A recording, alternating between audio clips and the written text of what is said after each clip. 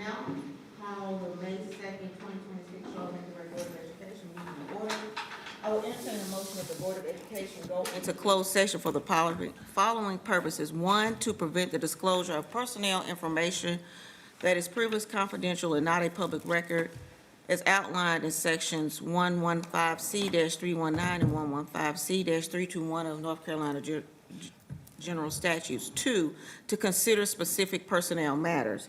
And three, to consult with our attorneys about matters covered by the attorney-client privilege. This motion is being made pursuant to sections 143-318.11, A1, A3, and A6 of the North Carolina General Statutes. Is there such a motion? So moved. Second. Moved by Shipp, second by Rankin. All in favor by show of hands. Unanimous with 7. Madam Clerk. Okay, guess we're going.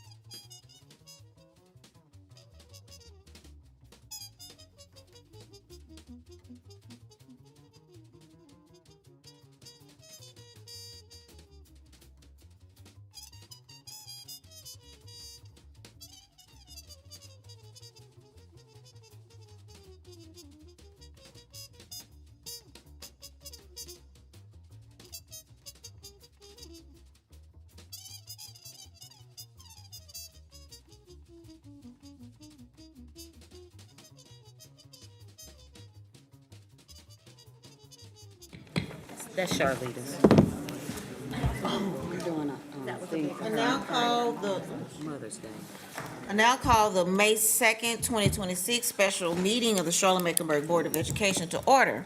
There being no opposition to any items on the agenda is adopted by unanimous consent. So board members, today, while we're here, we're continuing our discussion on the budget, and this is, particularly our budget work session to hone down on any outstanding issues, questions, concerns, strategic questions as well, on the direction of moving forward so we can make sure that all are in alignment with the 2026-7 budget. This meeting will be followed by, on Tuesday, a work session, a joint work session with Cabinet and Dr. Hill. And then there'll be another budget presentation, and then we have on May 9th, tentatively, or May 8th, I believe, May 8th. And then that'll be followed by our board meeting that's on May 12th. So it is fast and furious. I don't think we're that far apart on where we need to be and making sure that all hearts and minds are clear as before we move forward into our next fiscal year. And thank you for engaging in this process on Saturday. So what I would like to do is start with, we're going to find a way to, we're going to go through this process in a particular way. We're not committed to this strategy, but it is a strategy for us to move forward as we identify what is outstanding. So before you, what you have is, I've kind of just broken out by subject areas that I know that have been for discussion, but that have been cause of concern or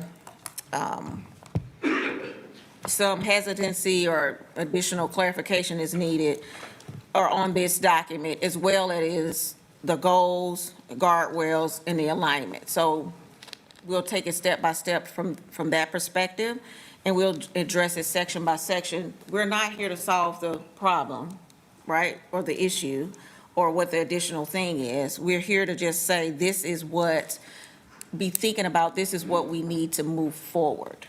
Right? What is it that you would want to discuss in a joint session? Where is something that additional information can be provided by staff, or if you want to, or some additional strategies need to be provided from staff so that they can prepare for Tuesday and have an idea of where we are as we enter a joint meeting on Tuesday. So we're not necessarily trying to provide the solve. Kind of understand where I'm going with that? Okay, so the first thing you have on your list is staffing. So when you look at staffing, it's the reallocation or reduction of staffing. Vice Chair Rankin, if you can pull up the slide that has From the budget? a budget discussion. Yes, I think it's the first couple of from the recommendation. Go. Keep going. There, stop, there.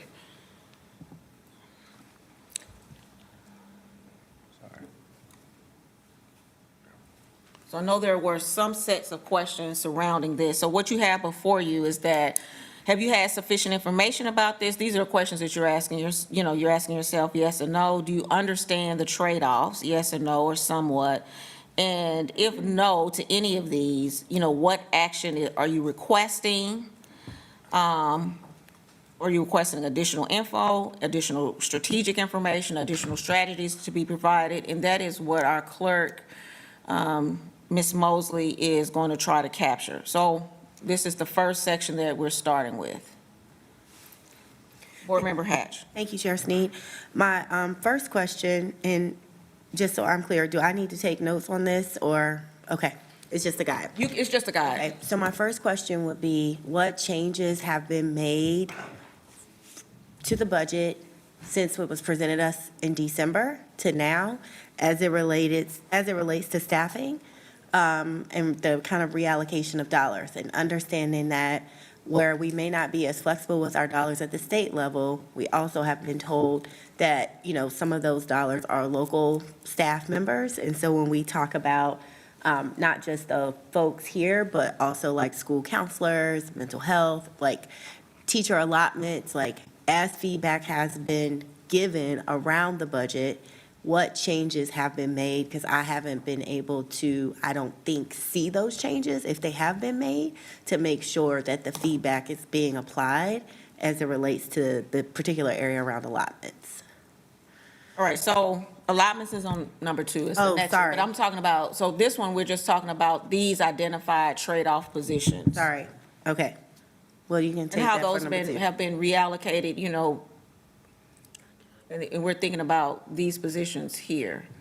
The central office, I know there were questions, some questions, they may have been answered, like I don't know all the answer, I'm not looking at every single thing that's been provided to every single board member. Board Member Stone, Yeah, but, because, gotcha for the Yep. second. thank you. And Board Member, I'm glad you brought that up because my questions are all centered around staff allocations and dollars to specific areas. Okay. Some are, and I'm pulling it off this. So I don't know if this is the place, if this fits, because it's separated by spaces, but I'm not sure staff counts. So I'm looking at this particular, we had a conversation at the beginning of our budget process about this. The budget process kind of starts with this, about the trade-offs that are being made. Can you turn our mic the other way? Yes, thank you. So I think your question is more to allotments, which is on number 2. Yeah, okay. Board membership. A question I asked, and I'm still, since we paused, as I look at central office support staff, one of mine truly was our pre-K facilitators, and I think that was one of the groups that was in central office support staff that would no longer be there, and I want to know specifically how they're being reallocated to the schools.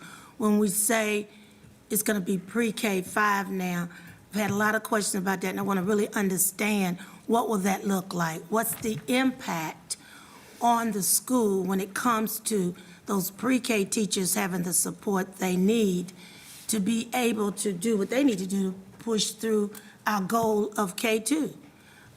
So I'm really concerned here. What does that look like? Because I've heard it, but I'm still not clear. The impact to the school level, I think that's critical.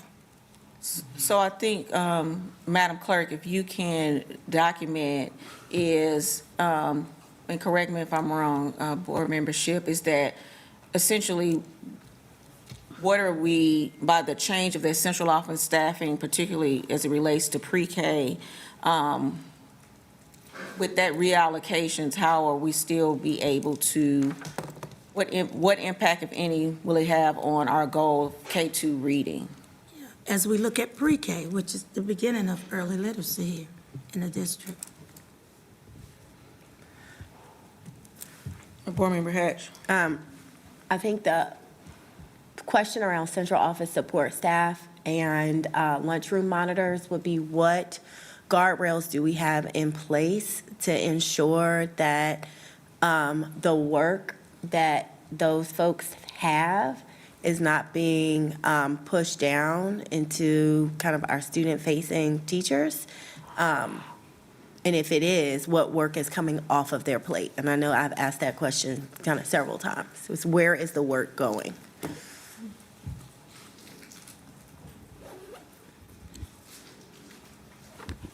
All right, so those 2 questions I will categorize going under the theme is like, what cascading impacts essentially will it have by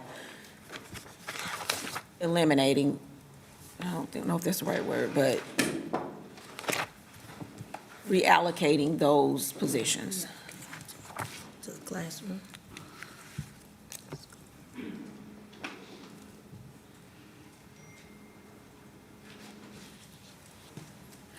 Is there, Do we, the transportation monitors, those are the folks that ride the buses with the kids, right? Or, yes. okay, so that's student facing, all right. And so also, board members, if you look at your electronic folders that was sent by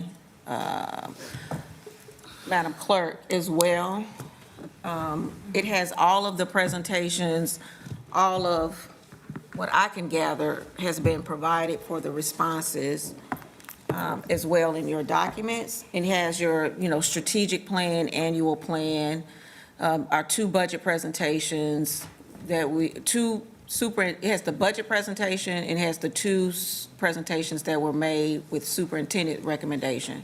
And then those additional documents. I believe some additional information was provided to us either yesterday or the day before as well. It's a live document.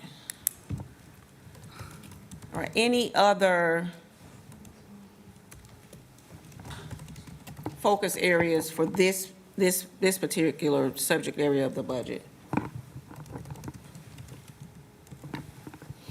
All right, seeing none, and moving on to the staffing, which I don't think it's a particular slide for that. It's not a particular slide for that. There's been quite a few questions about the staffing allotments. So then as you look, like, you're asking yourself, have you received sufficient information, yes or no? Do you understand any trade-offs, yes or no, or somewhat? If not, then what is it that you need? What action are you requesting? Are you requesting additional information? Are you requesting additional strategic or different strategies to be provided? So I'll start with board membership. Yes, on this one, allotments, I've heard about this one from the main people who deal with allotments at that level. And I really want to get a clear understanding of why they're saying it looks so different this year. They feel like it's going to be, the projections are really big. And I want to get an understanding of how that's being done. If it's in the rears, how much of that, we know that allotments, ADM and all that is state, but what has the district done in terms of the budget for allotments? And I want to get a clearer, and I think, okay, I'm saying, do I understand somewhat? Is it sufficient? That's hard to answer, but I do want to say I want a clearer understanding of how we got there for each one of the schools, because that's been critical, hearing from those who are the most impacted by the allotments. Why is it different this year is what I'm hearing. So different when they feel like if it's being done on this year from the rears, it just doesn't look right. And I guess I'm trying to figure out, what does that mean? That's my question. So I just want to make sure that we're clear. Are you asking for, because we have the list of, which you've seen, we have the list of what the attendance, the ADM for 24 to 25, 25 to 26, and we have it what is for 26, 27. So are you asking for information to be provided for each school? And if so, what is that? Or are you asking for something more that's overall? Combination of both. Like, what does that look like at each school in terms of what was their allocation this year? And some have looked back 23, 24, 24, 25, and then looking towards 26, 27, and saying, here's where I've been, and why is this so different for the projection of 26, 27? And I guess I'm really trying to understand, how was that done? How did you arrive there? So Okay, so I think I understand. So you're looking for, how did they make the calculation? Yes. Of what the attendance will be for the 26, 27 school year? And I think I understand, but I'm gonna stop right there, because I think I really want to get a better, clearer understand how it was done, how we got there. For me to hear, this is so drastic, it looks so different, and many have looked back to say, this is what was 23, 24, this is what's 24, 25, how are we here? Is that right? Why is it so different? Why is it so much? And I'm just trying to say, I want to understand that. Okay. So I think, do you have that, Madam Clerk? Okay. Board Member Haynes. Said a little bit differently, what I'm curious about is and I would like for staff to clearly articulate what their assumptions were in making these projections. And because it had been noted, at least in one or two of the meetings, that our assumptions changed based on the way in which the state requires for the projections to be projected, if you will. Hopefully I said that correctly. But I would like for it to be articulated clearly what assumptions were made this year for those projections, what assumptions were made in previous years for those projections. And also, is there a threshold around our projections? So as I looked at the details I received, when I looked at this, it appeared that there were some schools that were really off, some that were nearly spot on, some were, so it was all over the page. I understand when we're making projections, sometimes that can be tricky. But is there a threshold around whether or not we're making what our accuracy should be? So, because for me, as a person who's not heavily involved in these things, I could panic if I see say a high school was projected to have 300 less students. But is that a realistic expectation on my part? So it would be helpful for us, I think, as a board to hear or to understand whether or not the staff is making projections accurately, and for us to be able to measure what that looks like, because these enrollment counts really can skew what our position is in terms of what we're going to get for each school and such. All right, I think Board Member London was like, so happy. Thank you. So I know the staff allotments was also one of my questions that I wanted more clarity. I do think, for me, as an individual, yesterday or the day before, the allotment information that was provided around the projections for next year and the comparison for projections versus actual for the last 2 years, or for this current year and last year, helped me a lot. I was able to have a conversation with Dr. Hill and wanted to be able to review all of the information. So I think my question still does, I think I have the allotment information that I need, but I think my question still aligns with Board Member Haynes and Board Member Shipp. Now that I've been able to look at it, it's my understanding that there are a lot of factors that go into those projections. And so I think it would be good to have exactly what those factors are. So I understand, rising grades, there could be a dip in a specific grade, students going to magnet programs versus other things. And I do think it would be really helpful now that we have the projections and what the leveling adjustments and the allotments will be, to really understand what goes into those things, because there are leaders who are concerned at the significant difference for this year versus how it's been done in years past. So I think that's my same question. What are the factors that go into the projections now that we have all of the data around the projections and the comparisons from yesterday or the day before? I think Dr. Hatch was next. Oh, you didn't? Okay. Board Member Stone. Thank you, Board Chair Sneed.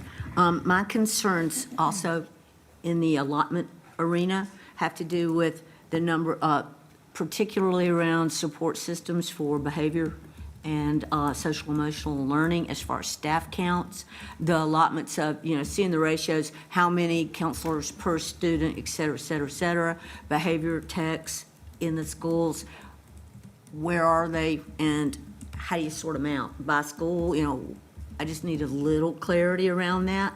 And also, I honestly have not asked this question initially, but I would like to see more detail as far as dollar numbers attached to various types of professional development we are providing to central office staff as well as licensed personnel in the schools. So I have two questions then. All right, so I'm not looking through this list. I'm a parking lot, your professional development question. and put that in a separate category. But for this one, I believe, and I'm just trying to land the plane a little bit. Oh, you had one? Well, you go ahead, Okay. because it may land the plane. For me, it's very similar to what we had a discussion around allotment, but there wasn't a lot of clarity around the actual number of students that'll be in the school that we're predicting, which is, we're going in arrears, which is 139,000 or so. That's the number that's been given to us. And does the allotment of staff match that number? And if they don't, where do those dollars go? Because I think that if we're reducing this number and then we don't have a number of students, there's some dollars there that seem like they're unaccounted for. If we don't hit the 139,000, are we predicting or getting our staffing around when we're saying, if we're losing 300 here, let's say 300 this school, 10 at this school, is it less than 139,000 students? What's the difference in those dollars? That's one. And then number two, is there equity involved in then how the allotments are being dispersed? Because right now, it's a one-to-one basis based simply off of population. Prior to, you might get 1.25 or 1.5 per student because based on your socioeconomic status. Now it's a one-to-one. But there are some schools that are Title I that do receive additional funds, but those funds, are they being used for staff purposes and not for programs? Because maybe some of those programs that need to be funded by Title I dollars or CSI dollars need to remain in those places, but because of the allotment prediction, principals are being, not going to say forced, but principals have to use those for staffing purposes. I just want to make sure we're clear on that and making sure that we get a clear understanding about that. For me, that'll be very helpful. And then last one, who makes the final prediction of the allotment? Is that coming from our teaching and learning department, or is that coming from our financial department? Who makes that final decision? Because I think that's also clear, because if you're looking from a financial lens, you may not have an equity lens.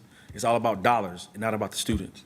So if we have teachers, if we're talking about our academic piece, they may have a different lens versus where does that final number come from when we're talking about allotments at our schools?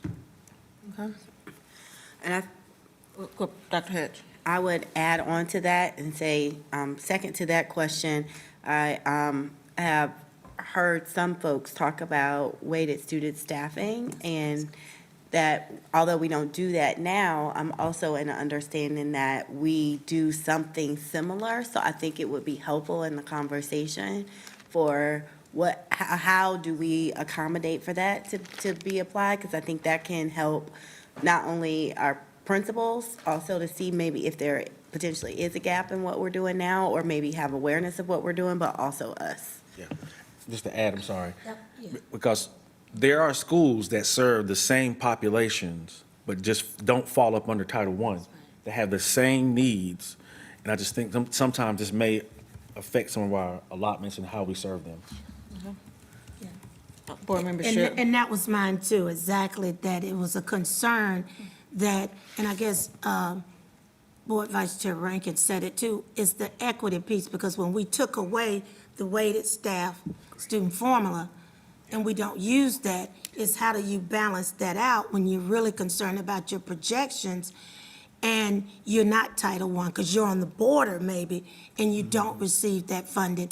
And then there's a stipulation on how Title I funding can be used and how you do it, and even that idea of using exchanges.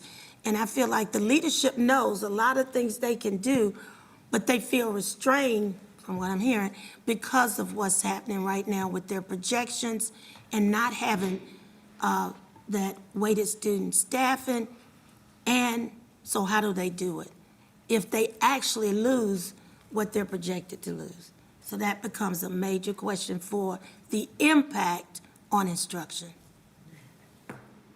Board Member Haynes? My question is, why did we change that formula? Was it a CMS decision, a state decision, or? That was It was our decision. I mean, not ours, like the board, but CMS. district decision. Okay, thank you. I think this raised the whole question about how the allotments are reached and all that kind of stuff. And I think Board Member Rankin really is on spot about the, and I've raised the question, what conditions are considered when allotting staff? Because if a school is, and I'm only speaking from my personal experience in all of this, some classrooms require a little bit more support than others. And some schools need a little bit more help that has nothing to do with Title I, but it is what factors are used outside of Title I that drive allotments for psychologists, psychiatrists, all of that. And how does that figure into decisions made about staffing locations and all, just the process there? Sum it up for me, Dr. Hatch. Well, I was gonna say, for me, the ultimate thing is, in one hand, we hear that we're not getting what we need from the state. And in the other hand, we're hearing we have everything that we need, and in fact, we might even have more than enough. And so I just want clarity on, if we had the funds from the state, what would our system, our staffing, our school look like, and how would that further accelerate our goals?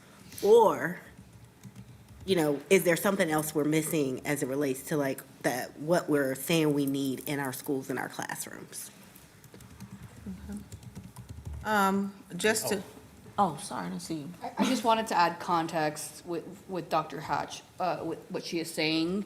This is what I'm experiencing out in the community, and we're hearing that there are ADMs that are set already, but there are new slots being opened in schools, but no additional head counts are being added.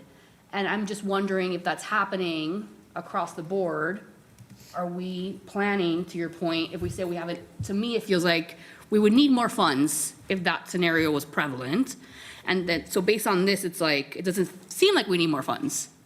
But what I'm hearing from the community is that we might, because the ADMs are lower, but we're adding more slots. So I'm having confusion on that calculation of how we're adjusting for that, and maybe it does get right-sized. But I guess my point is that we would need funds, in theory. So that's where I get confused. Yeah. Okay. My thought process is coming from, when I say that there's a gap to me, where the funds go. So for example, this process has been in for a couple of years, we've been funding in arrears, right? So a year before, we had, say, 141,000. We were funded at that level, right? But we didn't have we didn't have that. We may be at 139.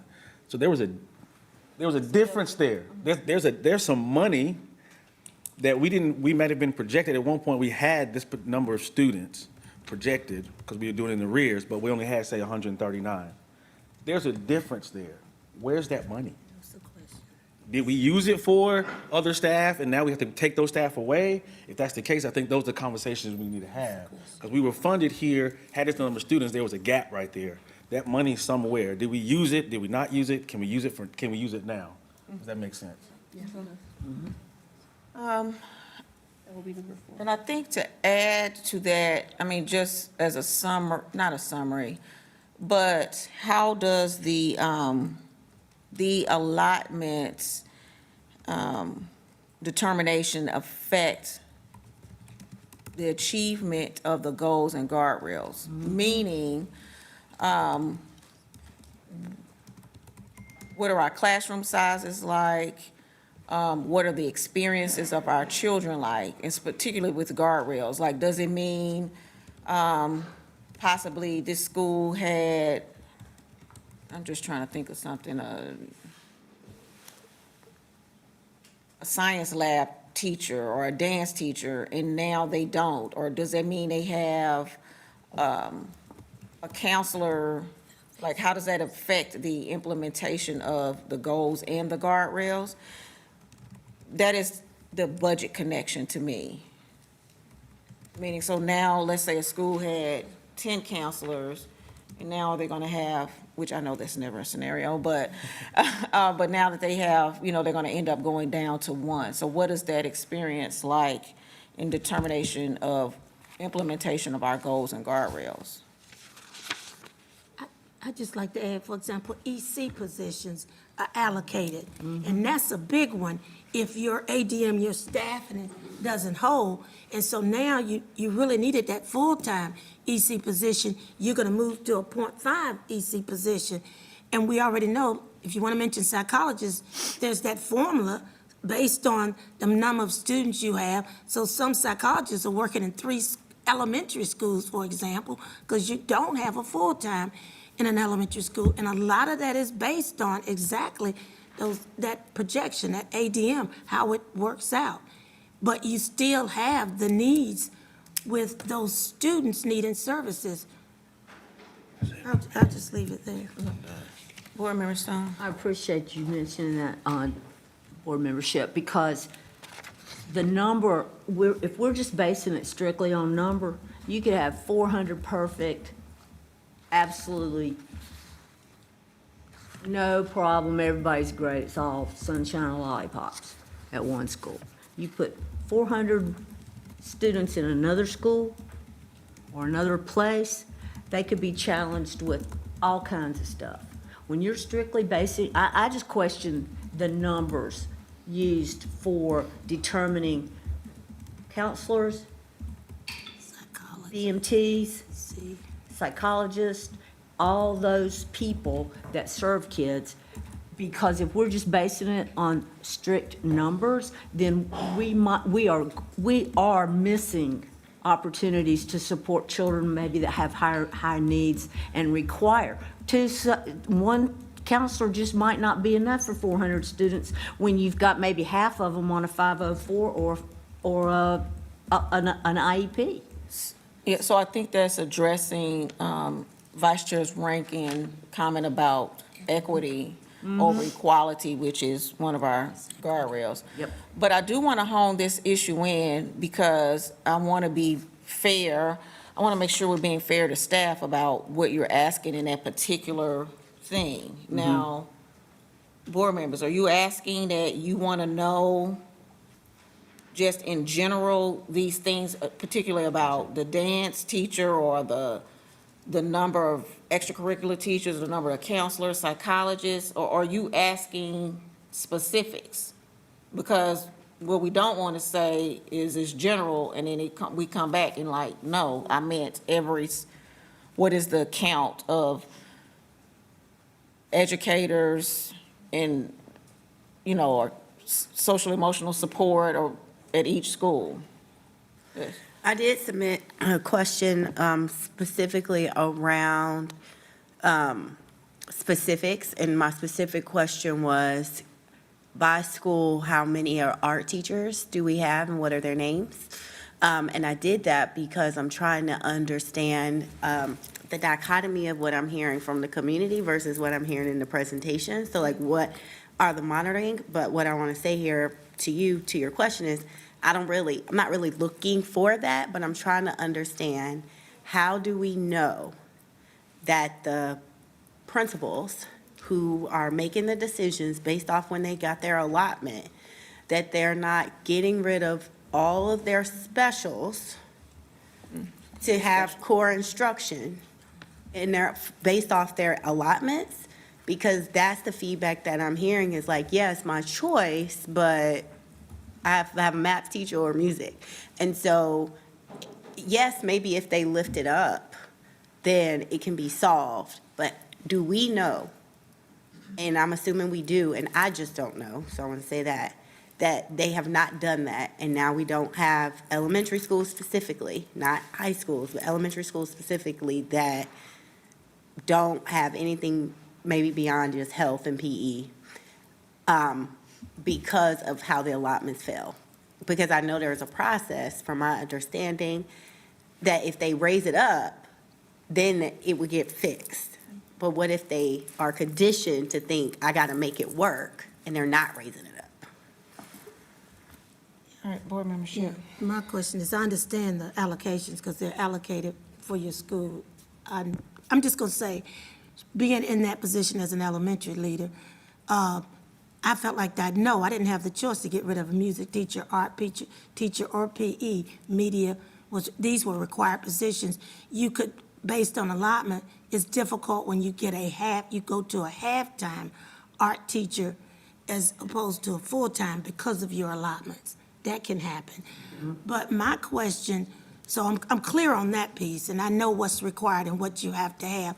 But I'm concerned about social workers. I want to know our numbers of social workers, psychologists, and counselors. We know we don't have the counselors we need in schools. When you have 400 students, that's your caseload, to one counselor. And then we're talking about social and emotional issues, but the counselor is trying to deal with guidance, getting the child prepared for graduation or coaching. So we really need to look at counselors, social workers, and psychologists. And so my thing would be, what have we budgeted there? And we really need to look at how to ensure we have the psychologists we need, number one. So does that mean our market value? We got to go back and look at that, because I know that was in question a couple of years ago in our budget. We're not looking at how we hire them in terms of their value or how they're being paid. That was discussed. So I really want us to look at that because it's critical. I'm hearing we're losing some social workers that's worked with DSS and foster children. Just got an email about that. 4 liaisons will not be back. They've been told for the next year. They may be in that June 30th piece. So that's critical when we talk about our guardrails. But it's also critical to academics. So my question, what does that look like? And what are we allocating to these? We need these psychologists, social workers, and counselors, and they have now, social workers been split One thing we do, oh, sorry. across the district. So let me just say one thing about, so put a pin in that, because that's particularly one of the sections that's covered in the budget. We have been provided the number of total, the number doesn't necessarily mean anything to me, because it doesn't represent, are they in the school full-time? That's In right. school, like, so there's that aspect of it, and so we do have that as a separate section in this conversation. So anything else about allotments? I would like more specifics around the conditions considered about allotments outside of student numbers, outside of the number of students. What else What does that can mean? we consider regarding staffing? As far as how many psychologists or how many guidance counselors? So, Is for it strictly by the number of students we're But- making decisions about this? so I think that, I think you're asking, we're asking, not just you, we're asking the same question, just in different ways. Yeah, So I think I think she got it. The You got that. conditions that drive it. Yes, yes. And for me, I just want to just bring it to the conversation. We are receiving less money this year. So that has to go somewhere. Yes. Okay, so like, because we had a higher number we were funded at a higher number last year, because there were more students the previous year before. Then we had a lower number, so that means we're not getting the same amount of money from the state. So there's a gap there that we have to realize. So though we don't have the same allotment, but I think the question is around, like, where's that being made up? And what is the impact It's a of that? trade-off. Because what I would prefer to hear is, because we have less money, but we are also dealing with the maybe challenges that we have, this is going to impact our experience, this might impact our goals or whatever, right? Because we're, on the other hand, advocating for more. And so there's a disconnect to me with the narrative around, like, if we are receiving less, like, saying it that plainly, like you just said, we're receiving less, what does that mean to my kid? Yes. What does that mean to the teacher? What does that mean to the principal? And let's be clear about what that is, to set expectations. Right, so I think, Madam Clerk, if you have that, is that essentially is the decision being made because of less dollars? And this is how we're right-sizing that. What's the impact? This is the trade-offs we have to make because of that. And Dr. Hatcher saying, I'm just paraphrasing, so because we're receiving less, what is that affecting? What's the impact? Is it, what is it impacting? level. Experience, is it Impact. academics, is it social emotional? What is it that's affecting that? Am I correct? Yeah. Okay. Yes, And thank not you. just the district level, at the school level, because That's what we're when you look talking at something as an aggregate versus a Yes, separate, it tells a whole different story. And I think the philosophical issue that we're having here is that we're seeing and interpreting things at a district level. I made a little drawing here, and it's like, this is the district, but these are like all the schools that make up the district. And so you can say, okay, like, we are at 75% progress in the district, but when you paint that out, there's like schools that are missing. That's right. Because we're looking at it up here. Is that right? I see nodding. Yeah. So, okay, I just had that moment of enlightenment. I know, you're so smart, doctor. I think that we're ready to move on to the next section because I think we're kind of Yeah. saying the same thing. Just different ways. The next, I lumped it into one category. So again, I just want to say, as one thing that I failed to say is that I broke this up by goals and guardrails, and then the theory of change, Smart. those, what do we call them, blocks? Bricks. Bricks, are intertwined in these sections as well, because those are strategies to implement the achievement of our goals and guardrails. So, and number 3 kind of represents that, the staffing, which is, I just put high-quality specialists and teachers, because that is that's one of the bricks. So if you can go to, there's several slides that associate funding with this. But I do want to say that no one here is saying that, we're not talking about our county asked for supplements and whether teachers should get that. That is not what we're questioning here. We're all on the same pages with that. That is not what's happening here. We absolutely are supporting that. So, it is the other kind of dollars that we're looking at, and do we have enough information to move forward for that? So it's several slides we're gonna have to probably click through. But again, you're asking yourself the question, is there, so with staffing, like, is this clearly being funded? Is there evidence of progress by funding this thing? Kind of, do you agree with the funding direction, whether it's an increase, maintain, reduce, or reallocate? Have you been given sufficient strategic alignment information? And do you understand any trade-offs if that's applicable? And if no, like, what is it that you need to see or want to see? So, Vice Chair Rankin, if you can just kind of click through, so that's one It's of, high-quality specialists. that's high-quality specialists. Want to do another one?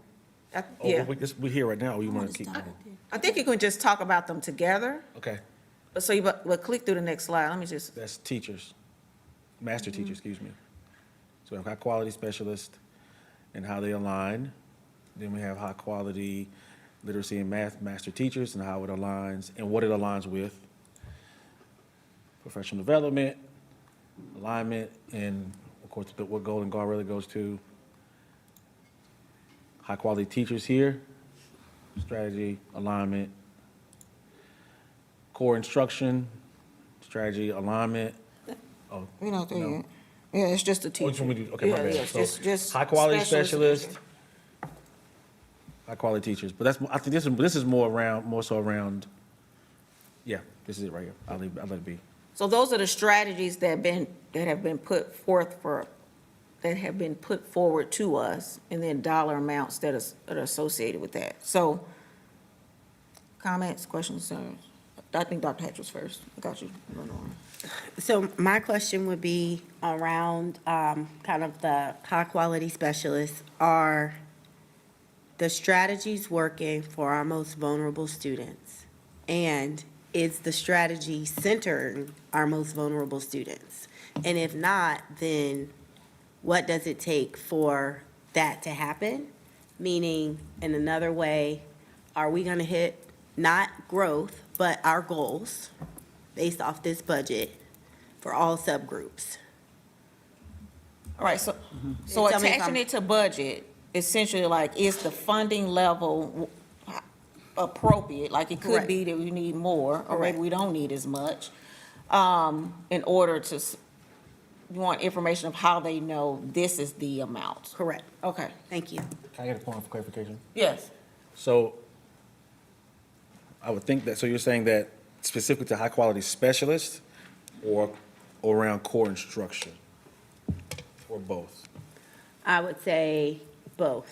Okay, and you're saying that, are we gonna hit our, not our big goal, you're saying, are we gonna hit individual goals for individual populations? Is that what you're asking? No, I'm talking about the big goal. Oh, the big goal, okay. Yeah. Want to make Are we sure. gonna, it's this budget, we're gonna hit it for all subgroups, for all students. So that's what I mean, when you say for all subgroups, are you, that's what confused me a little bit. Are you saying for individual subgroups? Or are we saying for the big, because everybody's all in one big, it's just, this is our number. You see what I'm saying? This is our number we have to hit. But are you wanting to know, or do we have individual goals that we have to hit for individual subgroups to hit this big goal? Let me say it differently. As we hit our goals, one, are we gonna hit it with this budget? Yeah, that's a simple yes or no. Okay. I believe we're gonna hit our goals based off this budget with our high-quality investments for our teachers. Yeah. And in that, are we protecting the guardrails? I got you. And so I Guardrail think. one. Right, so I think to I got take you. it a step further, it's like with this budget and using and funding this strategy, which is Correct. provide training and development to high-quality literacy and math, master teachers in classrooms, and then instructional development. Are we going to, is that the dollar amount that should be invested in that strategy in order to achieve the goal? Correct. Okay. Thank you. Awesome. Thank you. And how do you know that? What evidence do you have of that? Okay. I think, board member Ship was next. I got you. Right. Okay. And what I see here, and also listening to what Dr. Hatcher said, Board Member Hatch, I think here, I see a lot constantly about professional development. And I know that's important, but my question is always, how do we evaluate this professional development to ensure that the quality of instruction in the classroom is strong? Because we can do a lot of professional development, but when we look at certain schools, the quality of teachers in that classroom and the support they need, is it just from professional development, or do we need more teachers in that classroom that can support instruction? So do we ensure that we have quality classroom teachers? What most are we doing for classroom teachers? I see a lot for master teachers, the teacher pathways, multi-classroom leaders, all these positions. And sometimes I hear from teachers saying, but we need more going on in that classroom, support to small group instruction, teachers in the room. So when we say high-quality classroom teachers, I want to know specifically high-quality classroom teachers, what does that look like? Are we ensuring the best teachers at the schools that need it for subgroups to make goals? I got you. Okay, I mean, I can Yeah. say a lot because I'm so. So what I'm hearing too, is there a trade-off that could be Right. made? You want to know if it's a trade-off that could, would a trade-off be more efficient than, let's just say we didn't have, let's say it was $7 million less, and that means we could put more teacher in a classroom. If there, I'm just giving it as an example, I'm not saying that, but if there's a trade-off. So, Board Member Monterey Duval. If we may go back to slide 26, the one 26. just before. Okay. 26. I think for me, or the one before that, actually, the first one, This one 11 million, here. or 13 million. And if it's the will of the board, I would love to see an additional column that says gap here, because there's no way that's enough to meet the goals, and I will tell you why. Multilingual learners are still at the bottom of the achievement gap, and it's 30% of the population. Basic math tells me here that that is not sufficient, and that's fine, but I need to see a gap here, and I'm just giving you one example. That's what I'm saying. But that's what Charlita was saying. And so I think we need, I don't know, 30 million, because we need more teachers. We need more ML teachers. They need to be trained. I just off of fundamental numbers, like, we need a gap there. But it says high-quality specialists, and you're talking about teachers, which is what I was saying, multilingual. You're saying multilingual teachers. Here is 13.1 invested in high-quality specialists. Gotcha. Okay, just gonna leave it. Hang on. Well, wherever it goes, I'm just saying. like wherever it goes, it's just not, whatever slide you land me on, I will tell you it's not enough. Yes. Okay, that's not enough.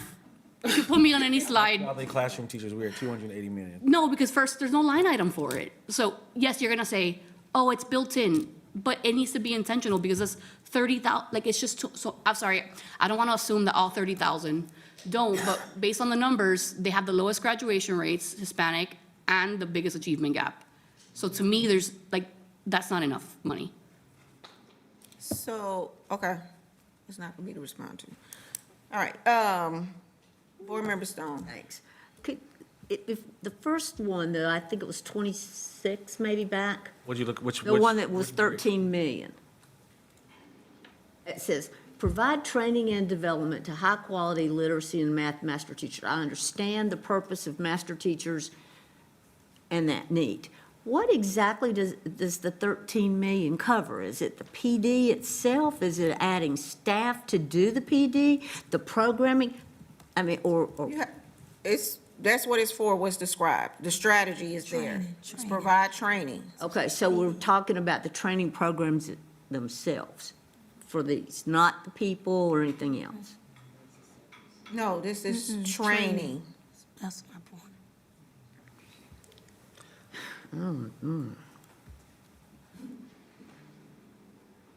Okay, I just All don't right, get it. all right. Vice Chair Rankin. when we were talking about the budget, for me, I hear what you're saying, Board Member Monterey Duval. But if we're saying, hey, this is not enough, how much is enough? You know what I mean? Like, what's that number gonna be? And I would like to know, I would like to see if there's, I like the idea of having what the gap may be. I don't know what it is. I would Identify, I'm like saying, to know. I like the Yeah. idea of saying, hey, what's the gap? Or that we say we really need this, but this is what we have because we're working with this amount of dollars. I understand that, but then I also want to say also, if we, let's say, all right, fine, I'll add more here for multilingual. What's that taken away from? Right. That's why I wanna but I wanna understand What's that. that taken away from? Because there are other students that may also need it. You see what I'm saying? Like I just want to be careful with us saying that's not enough because I don't know. If we're saying that's enough and we hit our goal, but I hear what you're saying, I think all of us are saying, is this an equitable budget? I think that's what we're saying. Is this an equitable budget? Are we truly adhering to guardrail 1? I think that's the key. And if we look at guardrail 1, I think it's been, when we look at some of the progress monitoring reports, we know it's been red. So let's not forget, like we see that it's been red for a while. That's why I'm saying. You know what I mean? Like, So I mean, yeah. So now what do we need to do to adhere to guardrail 1? What's different in this particular budget that our guardrail 1 is not being paid attention to? Dr. Witherspoon, I got you. No, I was just getting clarity. You were talking about classroom, in the classroom, not specialists. Yeah, she was talking about teachers. I right? guess what Oh, I'm just in talking general. about is investment in general. 'Cause I mean, because you go back to the previous slide, It was PD. For this one? yeah, but that includes that, if you look down at the bottom, Goals and guardrails. Here? yeah, down about the I asterisk, can't see that. Guardrail 1. Oh, down here at the bottom. multilingual learning specialist. They're talking about training. I guess what I need to know is what the gap is, was my original ask. Like, so we're saying that is enough to eliminate the achievement gap. So $13.1 million, and then there's like 10 positions there, so let's like give it $1 million for multilingual. So we're saying, I guess, and I can pick another one, career and technical education specialist. In the footnote, I Oh, down here, have sorry. 2015 vision, so I can see it really well. I don't. Yes, multilingual I guess what I just want to know is, training. like, that can't be enough. So we just want to know what the gap is. Is that too much to ask? No. No, it's not, nobody, no, that's not, no. I think that's fair to ask. Because, yeah. The one thing I would, offer, I think we would need a point of clarification, Madam Clerk, is I thought the high-quality specials was the actual positions of the people who do that work, not that it was like PD. They might do PD, but it's No, actually. that's what they do. The specialists provide training and development. Yeah, and so I think Yeah. there was the Oh, the narrative around that. specialists, got you. Yeah, that's what they do. To the master teacher. Yeah, okay, so with that, I want to say, I have been saying what Board Monterey Duval has been saying since December, is that, and I said it here, I don't think it's fair to say she should have a number. I think that the point of the matter is, if this is enough, which is what it feels like the narrative that is being presented to us, if this is enough, then all kids should be on track. If it's not, then let's say that there is a gap or resources that are needed. It might not be budgetary, but it might be something else, but we're not getting the full picture. And so I don't think it's fair that she should have to say what the number is. I think that what she's saying is, and it's been my question is, if this is not enough to hit our goals and for all students to be able to achieve and thrive, then let's say what it is that we need so that we understand the full totality of what we're agreeing to. I don't think, Go ahead. I don't know if there's a dollar amount. That's more like, to me, that's more philosophical. Like, I don't know if you just throw money, hey, this is what we need, money, money, money, money. It's more than that to me. So then we That's what I don't just need said. Leandro I then. said, What's the point of Leandro? What's the point of But no, Leandro that's then? exactly what I just said. I said dollars and or resources. Okay. Right? Or And resources. so, but what we are hearing from people in the community is they're saying that they are not getting the roles that they need in the classroom to support their students. They're asked to do more, they're having less, they have different opportunities and challenges that they're experiencing. And so it goes back to my first question when we started this, which is, what changes and feedback have been taken to this presentation since it was given to us in December? And I just want to ask the difference between human resources and material resources. And I think I kept hearing that too. Do we need more material resources, things, or do we need more human resources? And then what does human resources look like? Is it providing training? Is it actually the teacher, the need of a teacher, a specialist? What is it that we need? So we're not looking at material resources, but the actual people excellence piece. You got academics, you got people, which is the two big focus points. How does this figure in? Because we're not talking about, to me, material resources. Everything is about the people to make it happen. So I think another way to word this is, when we talk about gaps, what I think about is, again, I think everything is centered kind of right around trade-offs. Because you want to know if, I'm thinking, what I'm getting at in response to Board Member Monterey Duval is that maybe we want to trade something else in order to put more towards this thing, because that's what's important as far as an achievement of the goals and guardrails. So, I mean, I don't know what that is, but without knowing that, we wouldn't know what, we have to understand what the trade-offs are. Can I mention one thing? Yes. I will say, though, let's not disregard the results that we had from last year, because we see that there is growth, right, amongst students, right? We see that. It's going to happen all at one time? No.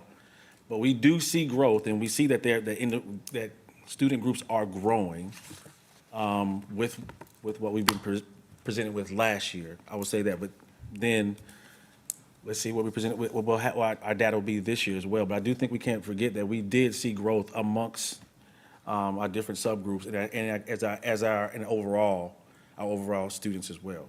But I think growth, one, no student gets the opportunity to say, I made straight A's in the third grade, so even if I might not make it this year, but look what I did in the third grade. So I mean, I hear that, but like, yes, but growth is still not hitting the goal. And so we should be having candid conversations to say that, yes, we are growing, but what is it going to take to land the plane? And I think two things can be true, and it's okay for it not to be either or. Well, and I also think in that line of conversation is, I mean, without going back to look at last year's presentation, things aren't stagnant. I mean, it's not, the conditions aren't exactly the same. So does it take more dollars in this area the next year, because we know we need that to move the students from growth to proficiency? Like, does that, is there a shift, or is this the same investment? So it shouldn't be the actual same, I would not think that it is, we're not implementing the exact same strategies. The strategy, I don't know the answer to that question. Are we implementing the exact same strategy, or does it look different? Because we've had that growth, it's gonna be harder as you go on, as students achieve. So do things need to shift because of that? Exactly, yes. Board Member Stone. Yeah, just a comment on that, because are we really looking at, or question rather, do we look at this longitudinally? Because if you've got say you've got a kindergarten group that is more challenged than the kindergarten group that was there the year before. Those kindergartners are, we're looking at, well, dibbles, if there are shortfalls in the dibbles results from the kindergartners, that's gonna impact what happens to their needs when that group gets to first grade. Because they're starting from a deficit position, and somehow those first graders that were kindergartners that were struggling they are even further behind. So how does that get reflected? Because the only way you can see something like that is if you're looking at longitudinally. We've had data in the past for that, and we have done Well, that. maybe so, but, I don't know how it fits in this, and I think it's just a matter of and I'm gonna just say high-quality classroom teachers. Was that number 280.3 million? Well, I don't wanna use that, because I'm sure that it has to be based on the number of vacancies. But if we're looking at one of the previous slides, like the first slide was 13 million, that was about the training to high-quality specialists. Is that number the same as last year? Because we just think that we just need the exact same strategy and the exact same dollar amount to that strategy. So that's my question, like, are the investments and strategies moving, the investment in the various strategies moving as what you're talking about? Yeah. The longitudinal look at things. yeah, that's my question. We have another one? Sorry. Yes, is all hearts and minds are clear on this particular, That was that was number 3. 3. But I think we also kind of tackled number 4 in that conversation, because we were really dancing around guardrail 1 a lot. Yeah. Unless we need to talk about it more, I don't know. So equity versus equality, if you look through the slides, is there, it has on the, the guardrails, Guardrail 1 is, let me go back. It's listed. on several slides, Guardrail like 1 is throughout. there, Guardrail 1 is there. Guardrail. It's on throughout. It's all of them. It's throughout. Okay. So the question is, do you have the information that it is being clearly funded? You're asking yourself, yes, partially or not evident. Do you have evidence of progress to support whatever to support the dollars that are going to that, to making sure there's equity over equality? And do we have the strategic alignment information to know that? And are we undergoing any trade-offs? So the question is, do you need more information on a dollar amount or budgetary that is associated with that? So me? Yeah. Okay, thank you. I don't want to rehash, because I think that we were asking the question, is this an equitable budget as it relates to Yes. staffing? High-quality specialists and high-quality teachers.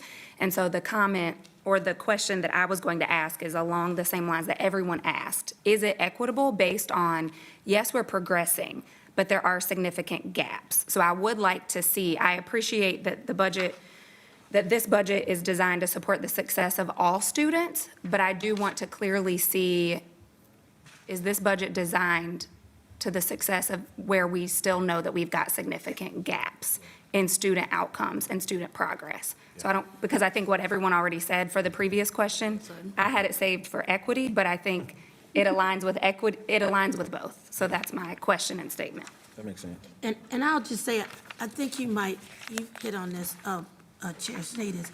Do we need to go back and look at the budget, prior budget, to say, what are the changes? What are we seeing? Because this is what we did last year. We saw this growth, we saw this tremendous success with the district and our students. What is it gonna take now? And I've heard this being said, to get there.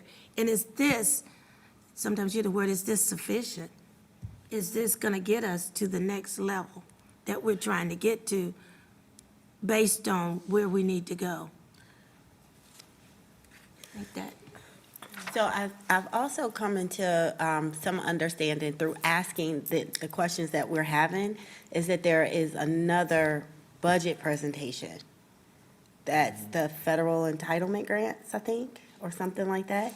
And so I'm curious, what I would be curious to understand is how much equity is in our base budget, and is there an opportunity for us to have a sneak preview of that, because that might close some of the questions that we have around the differentiated strategies from an equity standpoint. So I don't know fully what I'm saying. I'm assuming y'all do. But I have been asking, having some good conversations over this last week and understanding that there's a part two that might potentially close the gap that I'm having as it relates to equity and achievement. Okay, let me just note that question. But I do want to level set, I just want to keep saying, I want to run a through line about the dollar amount. I just want to be careful, because I don't want to be misconstrued that we don't understand. We're not magically coming up with more money. You know what I mean? Like, that magical thing is not happening. But that we're talking about the shifts in where the dollars go, if there are any, right? That's what we're talking about. What are we prioritizing, and what trade-offs are going to be made because of it? Because, a magic fairy is not coming down to give us more money. Any other questions about, or conversation about the equity versus equality and the dollars associated with that? It's really a through line through most of these strategies. And I think we've said, we kind of want to know how we're making sure that the investments are going to where they need to in that terms of equity. Yes? Okay. All right, I really should have put this in a different order, but I have high-quality core instruction. You pulled the Right slide here. up already. I don't have anything. Scroll down so people can see the asterisk, yeah. Can y'all see that? Mm-hmm. The asterisks there. Resources such as iReady, extended learning program, summer learning program, credit recovery. Yeah, I'm gonna say, this is the one I've been talking about all the time. So I feel like I've kind of hit on this one quite a bit, because I'm always concerned about quality instruction in every classroom. So I think this is the critical piece of everything, high-quality core instruction, and to ensure that we have what we need to make this happen. So, and it's like, is this gonna work? Is this working? What have we seen based on where we've been and where we're trying to go? And so I don't know that I have a real question here about what we have already here, because, again, high-quality instruction in the classroom is the key. Okay, so I just want to be sure with the lens, like, staff needs to be aware of what is the ask, what do we need to move this thing forward? So we got to have definitive things. Okay, so that was just a comment about Yeah, the I'm gonna importance leave- of curriculum. And I'm gonna Okay, leave that there, right? okay. Any other How does the extended learning opportunities, 13.7 million, it includes resources such as iReady, we all know what that is. We also know that there's a lot of consternation around the district about iReady, whether it's appropriate at certain, using it at certain levels, because it's a software-based program and kids are doing it. There is confusion in schools about whether they have to do it, whether they need, how long they have to do it. And then in some schools, certainly from my classroom experience, it would have not been a welcome addition in a Montessori classroom to have any kind of reliance on a computer-based tool. So when we're talking, we're spending 13.7 million, that's more than what we're spending on curriculum. But I don't know what an extended learning program looks like, or a summer learning, it's that summer school, just some more detail about this iReady thing.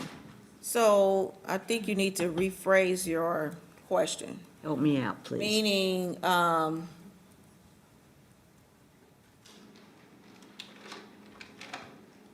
we put a couple of things to, I think you need to rephrase it, because your question about, it's almost as being phrased like whether we should be using iReady, maybe, but it really needs to, Okay. how do you attach, we need to attach that to the Yeah. budgetary, the Yeah, okay, budget. so how do we do that? Because I know in certain situations, age groups, blah, blah, blah, good, iReady is absolutely in place, it should be, yeah.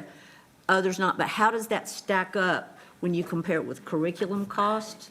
And then, how equitable is that? I'll just share the word ensure consistent, which is what you were talking about. How is it being used in a consistent way?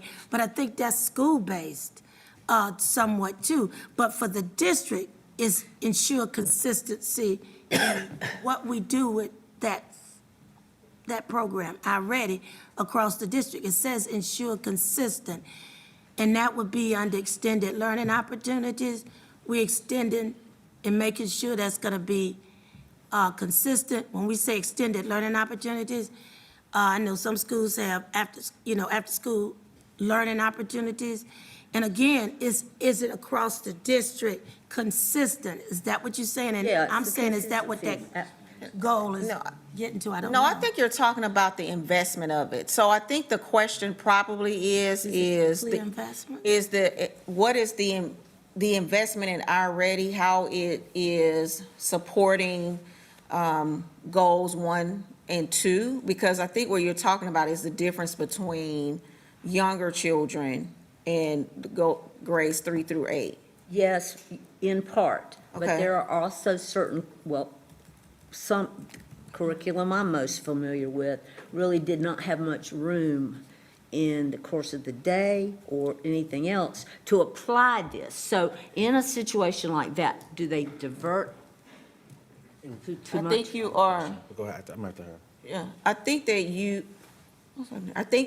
are Too far in the getting it weeds? too far in the weeds. Okay. Yeah, I think it's too far in the weeds. I think it would have to be a broader question about the achievement of the goal and, goals 1 and 2. I think like I Okay. said, I think some of it is the difference between K2 investment and 3-8 literacy, but I'm not trying to put Okay. words in your mouth. Okay, how about we look at it this way? The extended learning opportunities are financially more expensive than the curriculum. So what's the efficacy or the value of each of these programs listed as compared to the curriculum we offer generally? Is that- So you're trying to determine if, as a trade-off, if the investment should be more in curriculum as opposed to an iReady program. Yeah, the extended learning is great, but what about investment to the basic curriculum, that's what our kids are supposed to be walking out understanding? Okay, I'm gonna just leave it at that. But it's at 13.7, just talking I'm about. gonna leave it at that, and we can see what comes out of that particular thing. Through the lens of a trade-off, Chair Sneed, I think it could be interesting to understand the student devices and kind of what's the life cycle particularly as we start to think about the priorities of the board and what needs to be reflected in the budget. So just understanding where we are in the life cycle, where we are with warranties, and, I think that should just be known as we start to think about trade-offs.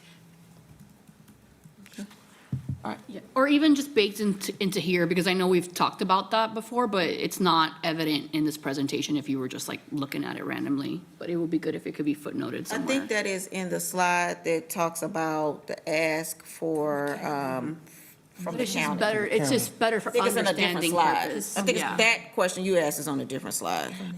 Anything else with core, high-quality core instruction?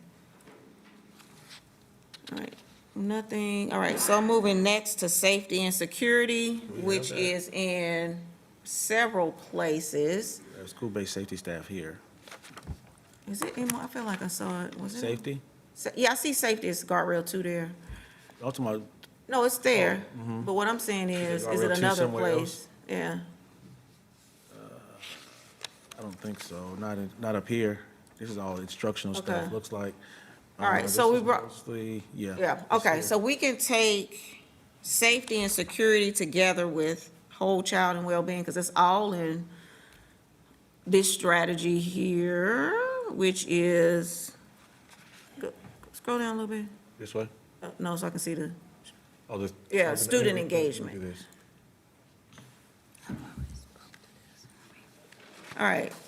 So any comments on this? I'll start with, one, I think that this particular subject area is kind of missing the boat, in that we make sure we're having social and emotional support. And what does that look like to have different strategies in this section here for the dollar amount here? One question I have that has not been answered for me is that in the budget presentation last year for psychologists, it had 18 million as the funding, and this year it has 11.5.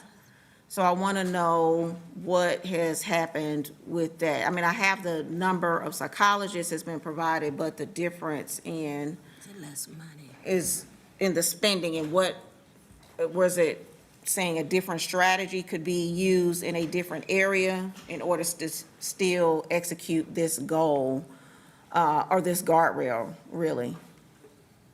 Yeah, what's this about? Board Member Monterey? For this slide, it again would serve really well to have a gap column to understand, and even an LY against last year to understand. Because again, what we're hearing from the community is that we're losing these folks, and I see that we're investing, but this to me doesn't give me the full context.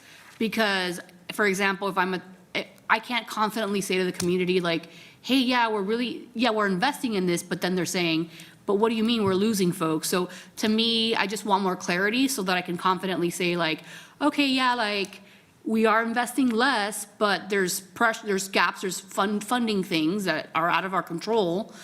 And then I have more of a pulse on what's going on in the community, or I say community because there's like 20,000 people that work for CMS, so it's like basically a community. And then in terms of the asterisk here of district framework to ensure a school environment foster well-being, I'm clear on that. It seems like this is going to be deprecated, and the district has committed to figuring out what this means and what it will do in the future. So I'm clear on that. I would just say in general, it would be better to understand what the gaps are, because there's clearly we're losing things here. So that would be my add to it, clerk, just to have that gap of like the column gap and then an LY comparison last year. Dr. Hatch? I'm good. Okay.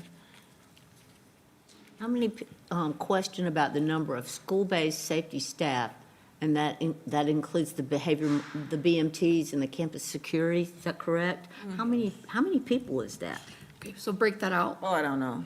Yeah, can they break that out, So the we- school-based staff? Yes, Yeah. yes, break out the school-based staff, but we've been provided, which they can put on here, the number of counselors, social workers, and psychologists. I put a parking lot in the question that you asked earlier, which I think was the differences in the allotments for these people per school. Like, what does it look like now? Is a particular school, they've had three counselors, and now they have 1.5? Is it, you asked that question earlier, and Yeah, I'm and just they can- reminding you of that because I wrote it in my note. Yeah, I spoke to this already. And I think we've spoken to this quite a bit. London. About to call you Longhorn. I thought so. Thank you. So for me, I briefly, and this could have been shared when I walked out and came back in, but I do just briefly want to say that so I'm receiving a lot of information about student supports, mental well-being of our students. We were provided letters from students that participate in For the Struggle, and I added up how many times that these 7 students mentioned mental health support. Throughout their letters, they mentioned it 10 times in these 7 letters, and so clearly our students are concerned about their own mental health or their peers' mental health. And so I would also like, I think what Board Member Monterey Duval said about gaps and understanding what are the direct support services that are going to our students to support their mental health and mental well-being and social emotional learning. It's my understanding that Capturing Kids' Hearts is the district-wide framework, but to me, it's more professional development for our educators. And so I would like to better understand the direct supports that are being provided to our students, that they're participating in beyond psychologists and school social workers and all of those things. Like, where are the gaps? Because if our students are saying they're struggling, then that's not enough. Okay. In this particular area, I think that we have data where we had reports and saying that, I think we had a response saying that student satisfaction surveys are being completed. But I think in order for us to figure out, how we can help our students in this particular area, we need to know the what, right? We need to know what our students struggling with. And my question would be because I know we have a barrier with the opt-in, opt-out, but if students are taking student satisfaction surveys, is that a part of the opt-in, opt-out? Because if we're getting more responses from that, then how can we not also provide another survey to our students that may give us more information around the what? What do our students need? Because if we find out the what, our students may perform better and can be tied to our student outcomes. But I really need to know more information in this particular area. And it could be in the guardrail report, to be honest with you, for me. But budgetarily, where could that be done here in this particular area when we're talking about student engagement? Right. I think that's good. All right, so I think we're all clear with that. So the next is family engagement. Next, I think that's the last one. Last one. I mean. Oh, no, last one of bricks. those. Yeah, the bricks, yeah.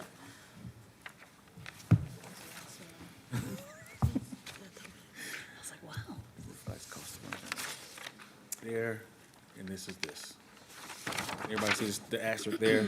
Yes. Reflects cost to run Family Academy, including family engagement staff and the cost for the district-wide communication tool, Parent Square. So that's the asterisk, and this is the investment. Go ahead. Board Member Monterey Duval. This is probably somewhere, I would love to see the breakout of what is, because Family Academy and Parent Square to me are like different. I feel like most of the money is probably going to Parent Square just because it's a software. So how much are we really investing in what is the Family Academy? Dr. Hatch. I would, I think we have this, but I'm just lifting it around this strategy specifically and what diversified strategies we might need to invest in order to make sure that we are attracting and engaging with all families. And engagement isn't just pushing out information, but it is kind of a two-way street. And knowing that the board's goals supports family engagement as well as a policy coming, I would just be interested to understand what investments would be available as a part of that overall trade-off discussion, so that we can hit our student outcomes with the whole community alongside with us. I'd like to tag with this too, because that's exactly right. I think almost in every one of our student outcome reports, our monitoring reports, I look at Family Academy, I look at family engagement, and I found myself asking that question, how strong is the investment? What does that look like, even if we were looking at it by quarter, at every level? What are we doing here? What are the investments? What's the breakdown of what we're actually seeing and using when we say how to use available resources? What are those resources? And are we really doing enough so parents and families understand how to use those resources? How to use available? So, yes, I'd like to know the breakdown of that 820. Okay, what is that? What does that look like specifically? Would that be in the budget book? Yeah, but it should be easy for us to see in the public. I shouldn't have to go through a 3,000-page budget book. I don't know. Okay. Because I'm saying Is that unfair to ask? it's been in reports, but. Well, and I think that just to put it in the terms of investments, again, say this again, a magic fairy is not coming to deliver us Right. more money. So Just looking the at. where, I think that what the issue is like that we see that it says, oh, it aligns with goal and guardrail alignment, which it has these different, all the goals, which I don't know why goal 4 is not in there. I didn't think about that, but anywho, how do we, essentially, I think mostly we're talking about where the investment dollars should be the most, Right. and the justification of this percentage of the budget should be invested in this brick in order for us to achieve our goals and our metrics for our guardrails. I think that's probably what the fundamental question is. How do you know? And I would offer, and maybe this needs to be clarified for me, so I'm gonna say this and then set me straight, is that the most flexibility that we have is with our local dollars.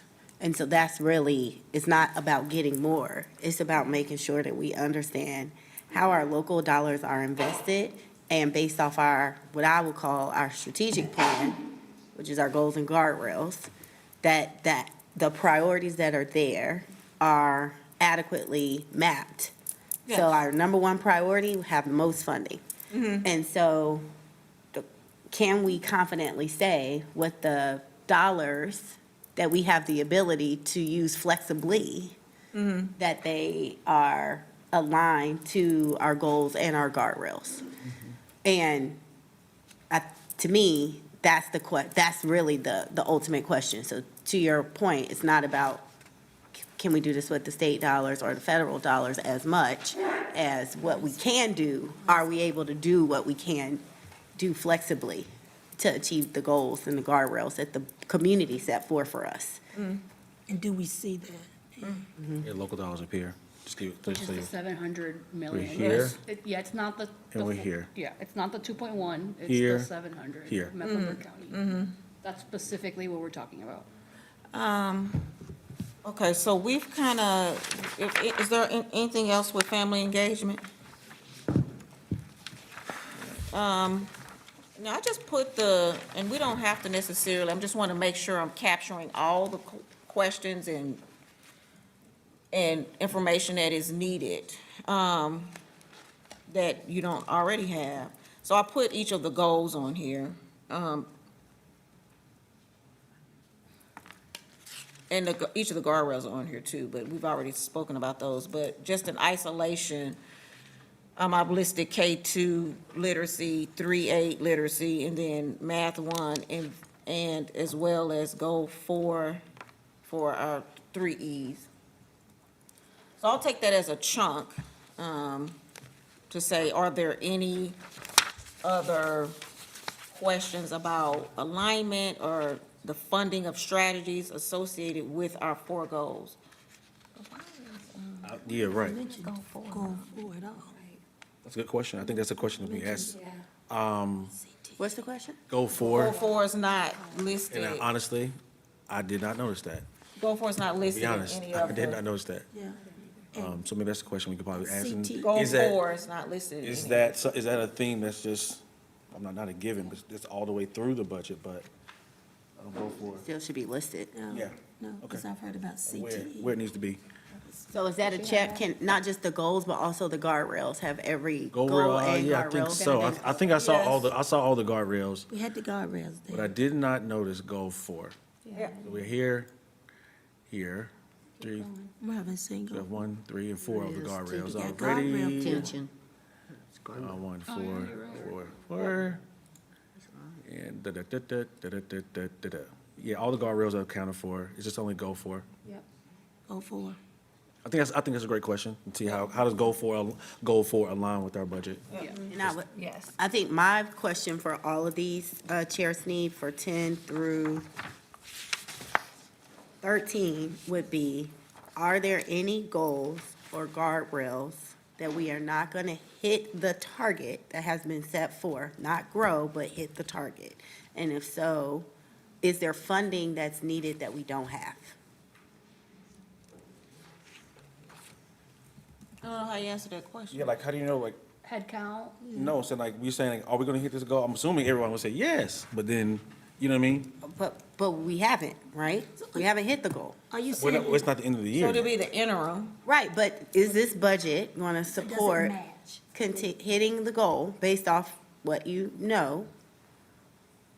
And if not, is there funding that you don't have that you need? It may not be a funding issue, but I'm asking the question, and I know that it is a fair question. And this is the annual plan for next year, though. This is Correct. For this year, year. right. Yeah, So the I'm- growth of this year doesn't matter. It's like, well, That's well, it right. does matter, but this is to hit the goals of next year. Correct, Assuming we hit the goals this year. correct. so is your question kind of, you feel like it's aligned this, It's not a line, it's a yes or no question. Are you going to hit literacy saying, to are you K through saying- target based off this budget, or do you need something else to hit the target? Right. Yes or no? And if it's not money, that's fine, but if it is, say that. I guess I'm saying, what are you asking in terms of what's needed, or will it hit it, yes or no? No, will these dollar amounts Be, right. allow us to hit the goals? goals, right. That's it. That's a yes or no. For we have next right year, though. We're talking- Correct, I know, That's enough. I- yeah. I wanna make sure I'm I was gonna clear. I'm not Not an for the idiot. 5-year plan. But if I had, I know that we're talking about next year's budget. Yes, but this is next year's budget. If I had a staff member coming to me and said, no, we're not gonna hit, I would have confidence in that.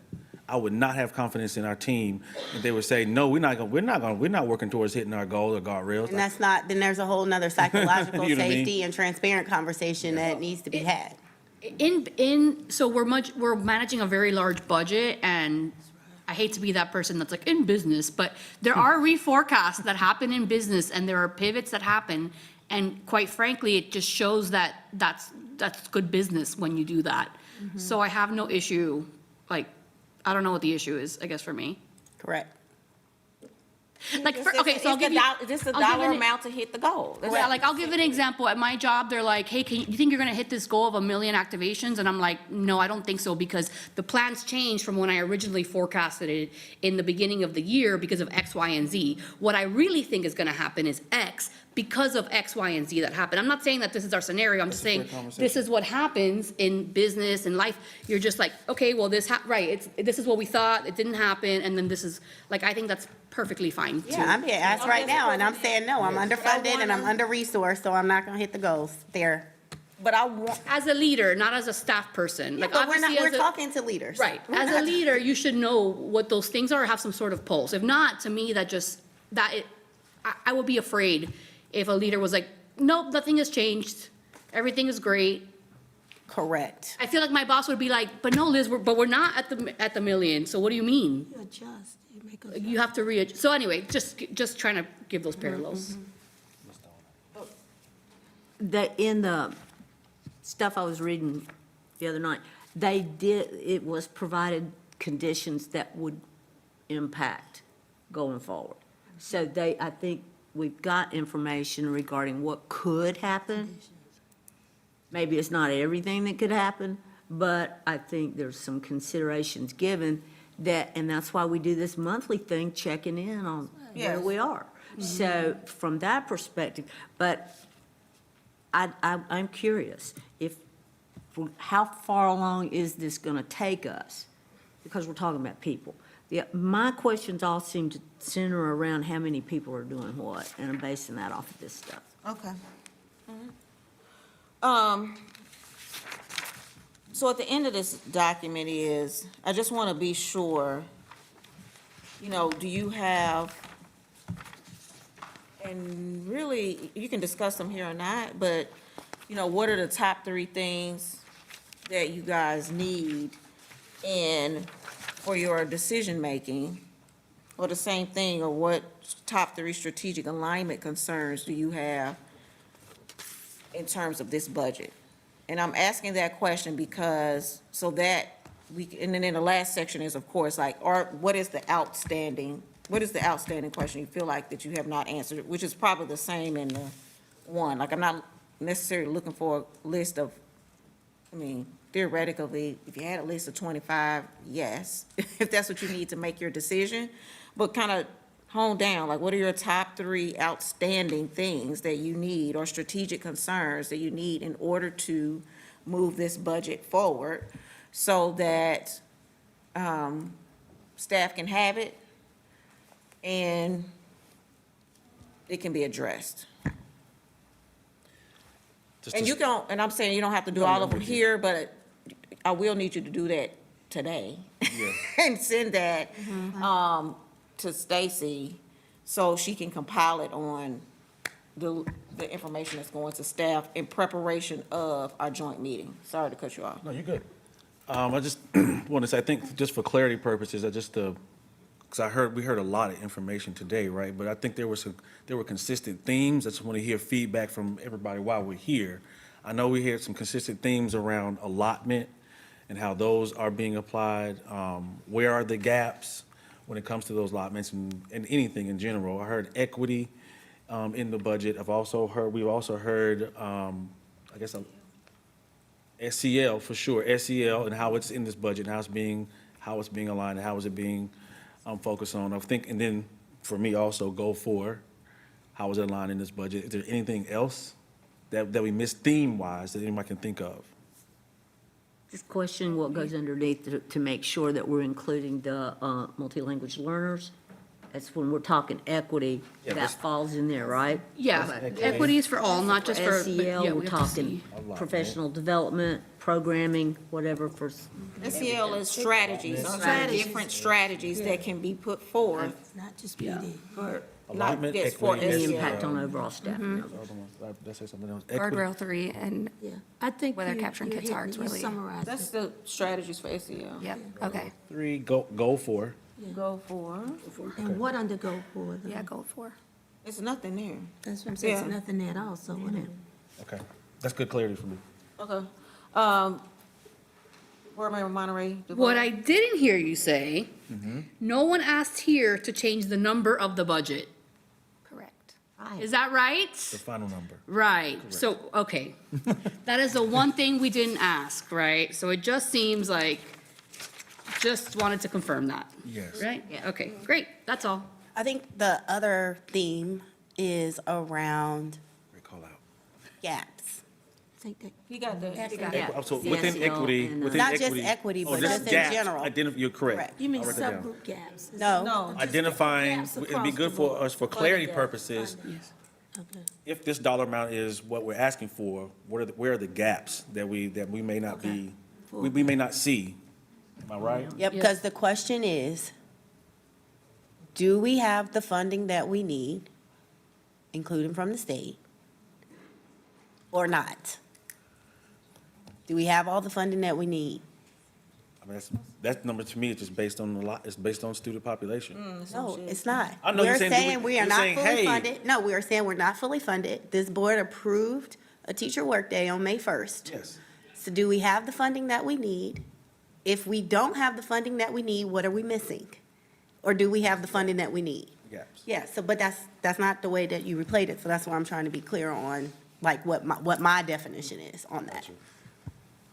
May I say something else? yes. When, Stacy, when you summarize all of this, I just want to make sure that we give really clear guidance to the district. It should be a few things and very specific.